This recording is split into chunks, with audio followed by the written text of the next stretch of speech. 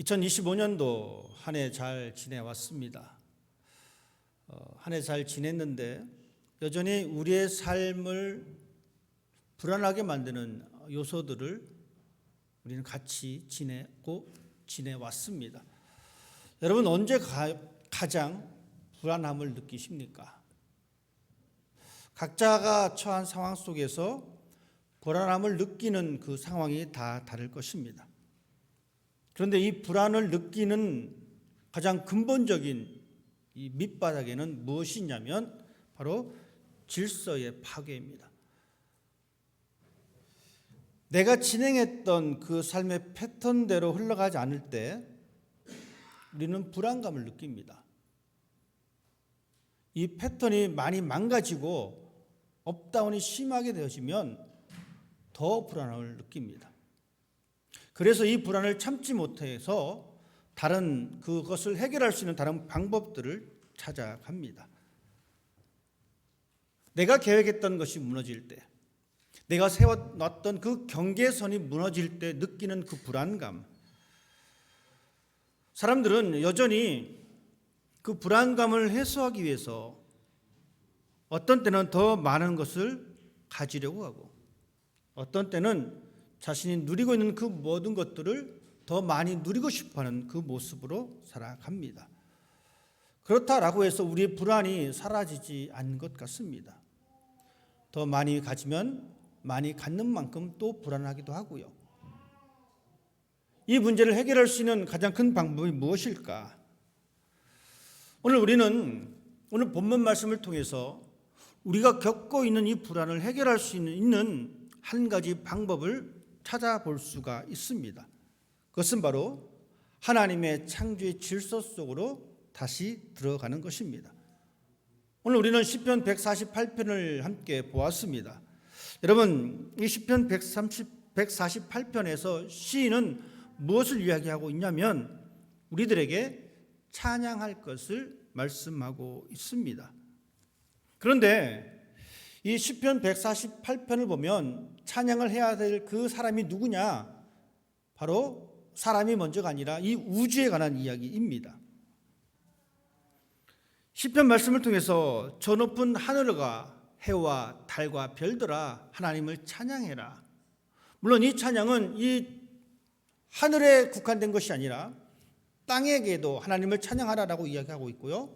또한 사람에게도 하나님을 찬양하라라고 이야기해 주고 있습니다.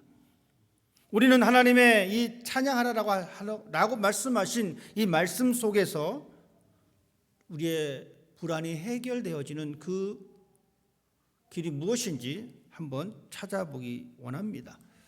시편 148편은 언제 지어진 시냐면 이스라엘 백성들이 포로로 살다가 이제 예루살렘으로 돌아오게 되었습니다. 성전을 건축하고 이제 그곳에서 다시 예배를 드립니다. 예배를 드리면서 불렀던 이 노래가 바로 오늘 시편 148편입니다.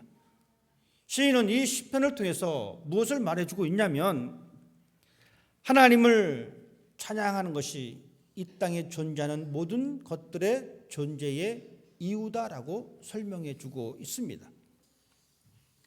오늘 우리는 이 시인의 노래처럼 이 시인의 고백처럼 우리도 이러한 삶으로 우리의 삶의 방향으로 삼고 살아갈 필요가 있습니다. 이 세상을 우리가 뒤돌아볼 때에 이 세상에서 우리가 볼 수 있는 이 모든 것들은 단순히 우리 사람들을 위한 배경화면이 아닙니다. 여러분 이 예배 시간도 마찬가지입니다. 여러분이 설교를 듣는 이 시간 여러분은 그냥 객석에 앉아있는 한 사람이 아니라 우리가 함께 하나님의 말씀으로 들어가는 시간입니다.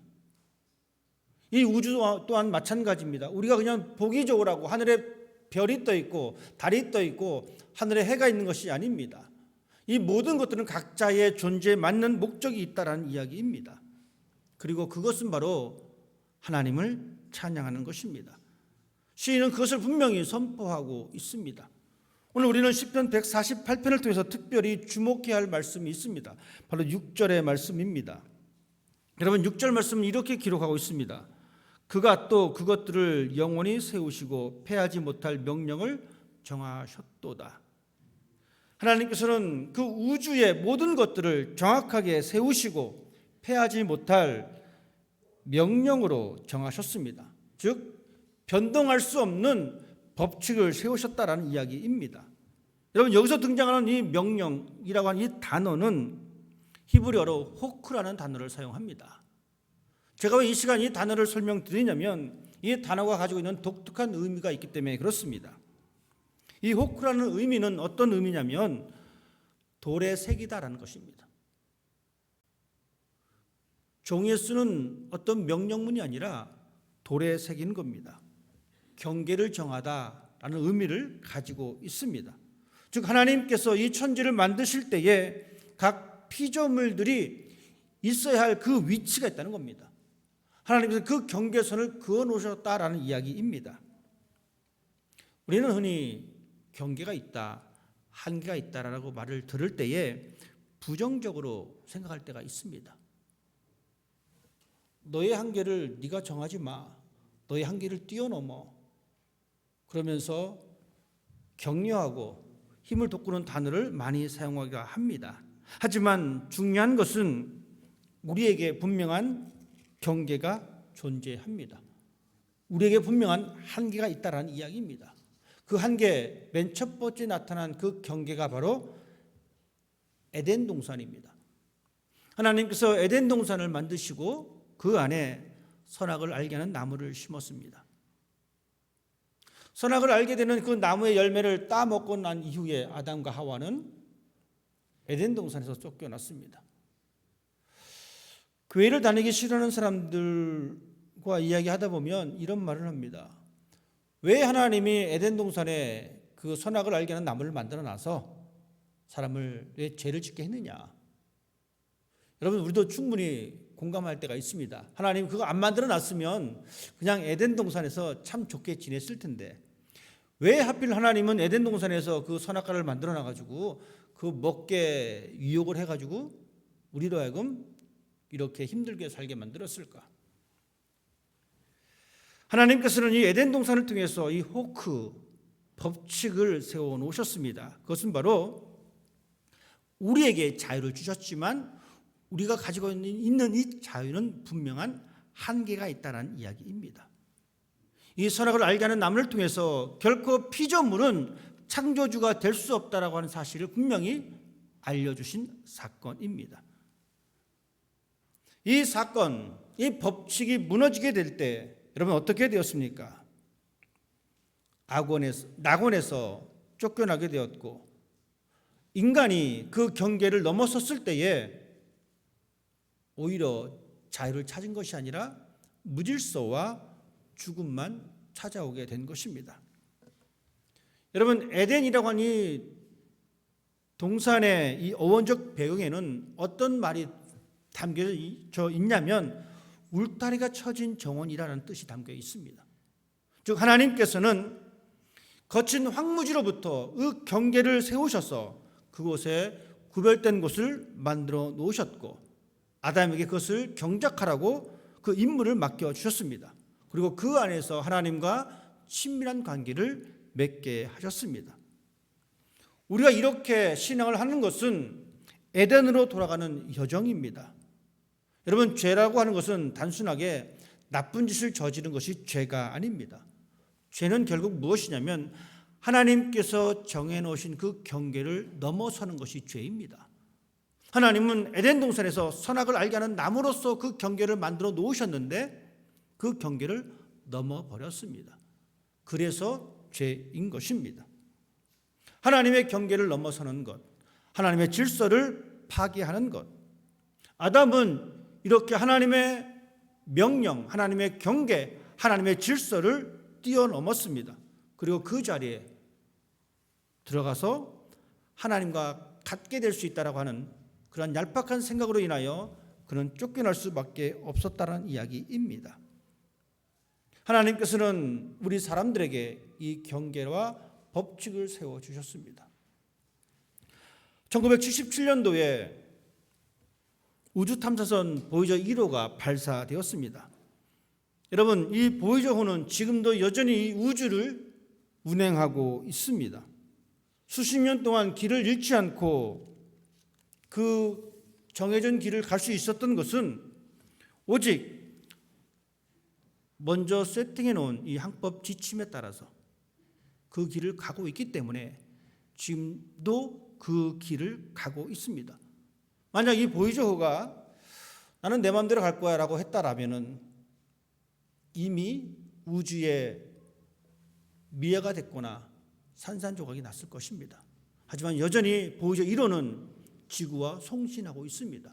왜 그렇습니까? 정해진 법칙에 따라서 움직이고 있기 때문에 그렇습니다. 구약 성경에도 하나님께서 세우신 이 경계를 허물어뜨려서 심판받은 왕이 등장합니다. 그것은 바로 유다 왕 우시야입니다. 여러분, 이 우시야 왕은 16살에 왕이 되었습니다. 왕이 되어서 그는 왕으로서의 그 능력을 마음껏 발휘한 사람입니다. 보통 왕들의 수명이 짧은데 이 왕은 한 40년 이상의 이 통치를 했던 왕입니다. 하나님께서 그 왕을 그렇게 선하게 사용하셨습니다. 하나님 보시기에도 선하고 착한 왕이었고 또한 힘이 세서 주변의 이 나라들을 다 정복하며 다스렸던 왕입니다. 그런데 이 나라가 강성해지고 그가 든든히 서가게 되자 그의 마음속에 교만한 마음이 싹트기 시작합니다. 그래서 그는 왕의 직무를 뛰어넘어서 제사장의 직무에 손을 대게 됩니다. 즉 성전에서 제사를 지낼 때에 하는 모든 행위가 레위 지파 제사장들이 해야 될 일이었는데 왕은 이 경계를 넘어서게 됩니다. 그래서 성소에 들어가서 그 향단에 손을 대게 됩니다. 손을 대려고 할 때에 그 신하들이 말렸어요. 이렇게 하시면 안 됩니다. 절대 안 됩니다. 하지만 왕은 그 말을 듣지 않습니다. 오히려 그 향로를 붙들게 됩니다. 그 순간 우시야 왕은 나병이 들었습니다. 그는 죽을 때까지 나병이 들어서 궁정한 뒤뜰에서 살다가 그의 생을 마치게 되었습니다. 우시야 왕이 실패한 것은 능력이 없어서가 아닙니다. 그는 능력이 축출한 왕이었습니다. 가진 것을 다 가졌던 왕입니다. 그럼에도 불구하고 그가 실패했던 것은 하나님이 정하신 그 질서를, 그 경계를 가볍게 생각했기 때문에 그렇습니다. 하나님께서 우리에게 정하신 이 법칙, 이 경계, 이것은 우리를 가두는 감옥이 아닙니다. 오히려 우리를 보호하는 하나님의 사랑의 표현입니다. 바다가 육지를 침범하지 않는 것은 바다가 힘이 없어서 그런 것이 아닙니다. 이것은 하나님께 보여주는 거룩한 순종입니다. 지구가 궤도를 벗어나지 않는 것은 구속이 아니라 우리에게 생명을 가져다주는 방법입니다. 우리 역시 마찬가지입니다. 우리의 삶도 하나님의 영적 궤도 안에 있을 때에 우리는 그 안에서 참된 평화와 기쁨과 행복을 누릴 수가 있습니다. 그런데 우리는 이것을 답답하게 생각합니다. 하나님께서 나에게 세워놓으신 그 궤도를 우리는 답답하게 생각합니다. 그래서 그 궤도를 어떻게든 벗어나려고 합니다. 내 한계를 뛰어넘으려고 합니다. 내 경계를 뛰어넘으려고 합니다. 하지만 여러분, 우리는 그 생각을 내려놓으셔야 합니다. 우리는 오히려 하나님의 질서 안에 들어가 있는 사람이 되어야 합니다. 그럴 때 우리의 일상은 에덴이 될 것입니다. 그렇지만 우리의 고민은 여기에 있습니다. 내 질서와 하나님의 질서가 충돌할 때입니다. 내가 세운 경계와 하나님이 세운 경계가 충돌할 때입니다. 하나님이 세운 경계를 보니까 답답한 마음이 들어요. 내가 세운 경계가 더 훨씬 더 넓고 아름다워 보입니다. 그러니 충돌이 생길 수밖에 없습니다. 그래서 내 궤도대로 가려고 합니다. 하지만 기억하십시다. 우리에게 가장 적합한 것은 하나님이 나에게 세우신 궤도입니다. 하나님이 나에게 세우신 법칙입니다. 때로는 그 법칙이 우리는 이해할 수가 없습니다. 이렇게 하면 안 될 것 같은데, 하나님의 법칙대로 살면은 뭔가 손해볼 것 같은데, 하나님의 법칙, 이웃을 용서하고 사랑하라고 하신 그 법칙대로 살면 답답하고 화병 날 것 같은데, 그래서 복수도 해야 되고 갚아줘야 되는데, 하지만 여러분 기억하십시다. 우리가 내 이성으로 이해하지 못한다 할지라도 순응하는 것이, 하나님의 질서에 올라타는 것이 바로 신앙인의 첫걸음입니다. 그 첫걸음을 잘 걷는 사람이 되어야 합니다. 하늘의 별들이 하나님의 질서 안에서 있을 때에 빛이 나듯이 우리 모두의 삶이 하나님의 통치라고 하는 이 거룩한 리듬 안에 있을 때에 우리의 일상은 하나님께 영광 돌리는 삶을 살아갈 수가 있습니다. 오늘 시편 기자는 찬양의 범위를 이렇게 시작합니다. 높은 데서 그를 찬양할지어다. 해와 달과 밝은 별들아 하나님을 찬양하라고 이야기합니다. 여러분 보십시오. 고대인들은 이 하늘의 별들을, 하늘의 달을, 하늘의 해를 숭배의 대상으로 삼았습니다. 이집트의 태양신 라, 바벨론의 사마슈, 이런 모든 것들이 다 경배와 숭배의 대상이었습니다. 그들은 인간 세상을 공포로 몰아넣는 그 신들이었습니다. 하지만 성경은 그렇게 말하고 있지 않습니다. 오히려 해야, 달아, 별아 하나님을 찬양해라. 두려워서 공포스러운 존재로 남아있는 것이 아니라 오히려 하나님을 향한, 하나님의 영광을 선포하는 그 도구이다라고 분명히 말씀해주고 있습니다. 여러분, 하늘의 해와 달과 별들이 어떻게 하나님을 찬양할 수 있겠습니까? 그들이 하나님을 찬양하는 것은 하나님께서 세우신 그 법칙대로 가는 것입니다. 우리는 눈을 들어서 그 법칙을 바라볼 줄 아는 사람이 되어야 합니다. 이 자연을 보면서 우리가 하나님의 영광을 선포한다라고 고백할 수 있는 것은 그 자연이 그 있는 그 상태에서 그 순리대로 하나님의 질서대로 움직일 때에 하나님을 찬양한다라고 우리는 표현할 수가 있습니다. 자기의 소리를 내지 않습니다. 별이 가다가 자기의 그 걸음을 멈추지 않습니다. 해가 가다가 그 걸음을 마음대로 움직이지 않습니다. 하나님이 세우신 그 법칙대로 움직입니다. 여러분, 오케스트라 공연을 가보신 분들 많이 계실 것입니다. 이 공연을 시작하기에 앞서서 무대에 이 악기를 들고 다 그 무대에 올라갑니다. 여러분, 그럴 때 어떤 현상이 벌어집니까? 다 각자가 자기 악기를 점검한다고 막 분주합니다. 여기서 저기 소리를 냅니다. 그러다가 이제 지휘자가 등장하게 되어지고 그 기준음을 보냅니다. 그러면 모든 악기가 그 기준음에 맞춥니다. 내가 좀 더 튀어 보이려고 더 세게 줄을 감거나 조이지 않습니다. 모든 악기가 그 기준음에 맞춥니다. 그럴 때 비로소 아름다운 음악을 우리가 듣게 됩니다. 이것이 우리의 신앙의 모습이 되어야 합니다. 내 기준, 내 경계, 내 법칙을 세우고 살아가는 것이 아니라 우리는 하나님이라고 하는 이 기준음에 우리의 삶을 맞추는 사람이 되어야 합니다. 우리는 무엇을 점검해야 되냐면 내가 과연 얼마나 하나님의 기준의 음에 맞추고 있느냐, 내가 어떻게 지금 조절하고 있느냐.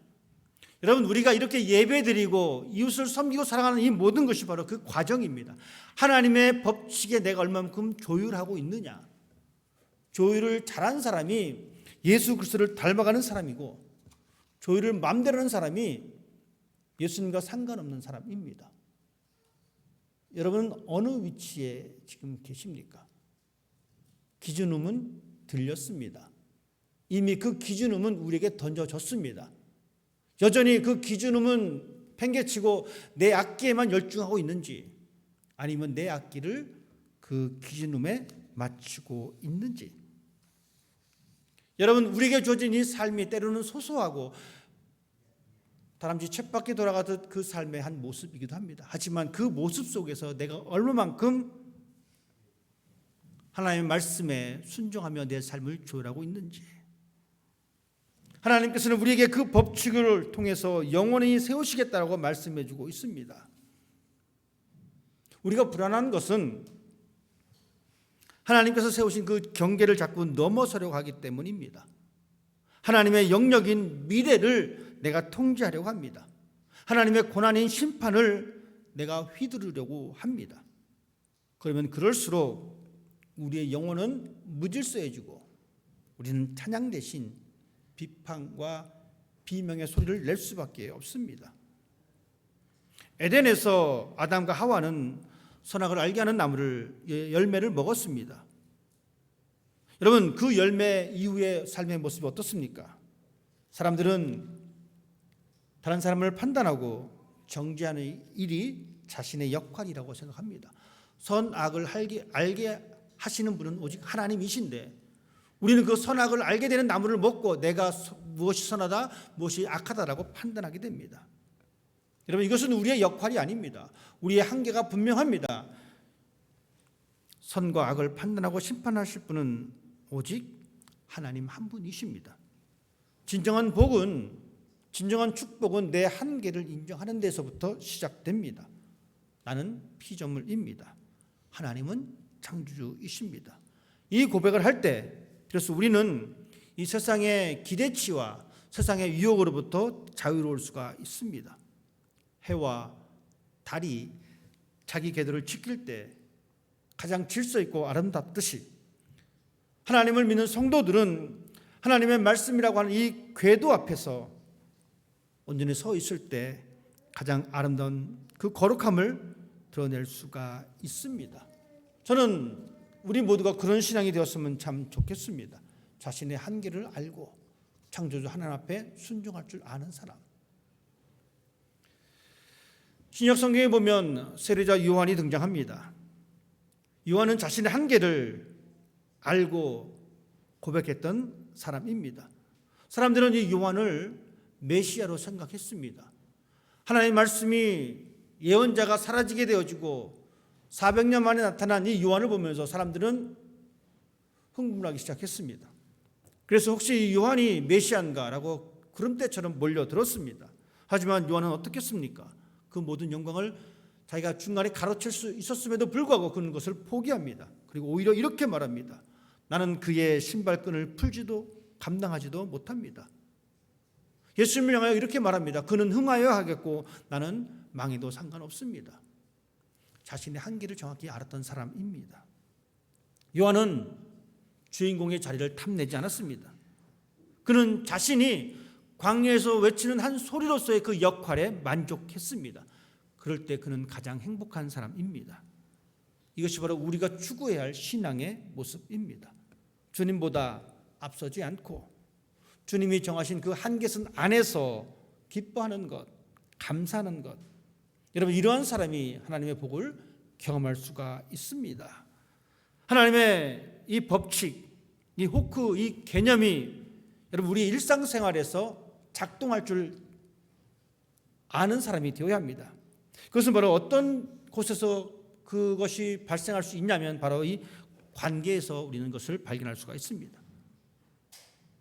이제 우리는 하나님께서 우리에게 정해주신 그 한계를 기억하면서 다른 사람을 비판하는 것보다는 다른 사람을 축복하는 사람이 되어야 합니다. 심판자의 위치는 하나님이십니다. 대신 우리의 역할은 다른 사람을 칭찬하고 섬기는 것입니다. 바로 이 삶이 우리의 삶의 한 부분이 되어야 합니다. 여러분, 우리는 어떻습니까? 다른 사람을 섬기는 데 앞장서는 그 모습이 필요합니다.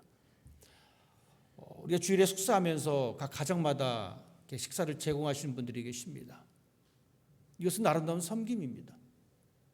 그 섬김을 통해서 우리는 또한 음식을 제공받습니다.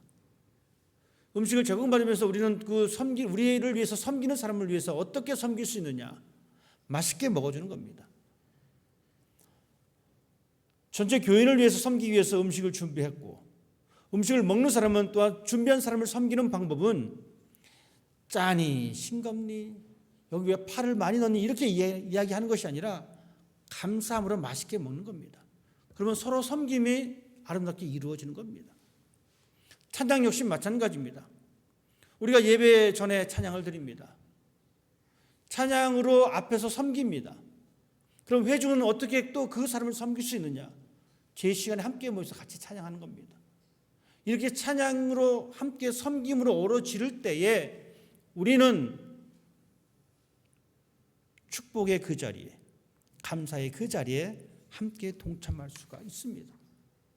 또한 우리의 시간의 경계도 명확합니다. 여러분, 우리의 계획보다 하나님의 인도하심을 우리가 바라보는 삶으로 우리는 살아가야 합니다. 내가 통제하려고 하면은 불안해집니다. 하지만 하나님께서 하신다라고 하는 이 사실 앞에 순종할 때에 우리의 불안은 사라질 수밖에 없습니다. 대신에 우리는 이렇게 최선을 다해서 삶을 살아가는 사람이 되어야 합니다. 또 우리의 물질 역시 마찬가지입니다. 소유하기보다는 우리는 청지기로서의 삶을 살아가야 합니다. 하나님께서 나에게 주신 그 복을 감사함으로 받고 나누는 삶을 살아갈 때에 우리는 이 거룩한 하나님의 경계를 알고 그 속에서 살아가는 삶이 될 수가 있습니다. 여러분, 우리의 삶이 때로는 작고 초라하게 보인다 할지라도 하나님의 말씀이라고 하는 이 궤도 앞에 우리가 서 있다라고 하면은 이미 우리는 하나님의 위대한 복을 누릴 수 있는 사람이 될 수가 있습니다. 예수님께서 그 경계를 허물고 우리에게 오셨습니다. 우리는 이 하나님께서 세우신 그 경계 안에 우리의 삶을 내려놓아야 합니다. 하늘의 해와 달과 별들이 하나님의 질서 안에서 그 역할을 감당했듯이 우리도 이 땅에서 하나님께서 우리를 부르시는 그 부르심에 합당하게 하나님의 질서 안에 순종하며 살아갈 때에 우리는 이곳에서 하나님을 찬양하는 위대한 사람이 될 수가 있습니다. 여러분 기억하십시다. 위대한 능력이 있어서 위대한 사람이 아닙니다. 우리의 삶의 자리에서 하나님의 질서를 지키는 사람이 가장 위대한 사람입니다. 하나님은 그 사람을 통하여 우리가 이 땅에서 하나님께 영광을 돌리는 그 찬양하는 그 주인공이 되기를 원하십니다. 여러분이 그 주인공이 되십시오. 하나님의 법칙 안에서 그 주인공이 되십시오. 하나님은 여러분의 삶을 통해서 영광을 받으십니다. 기도하겠습니다. 거룩하신 아버지 하나님, 온 우주가 하나님을 찬양합니다. 우리 역시 하나님을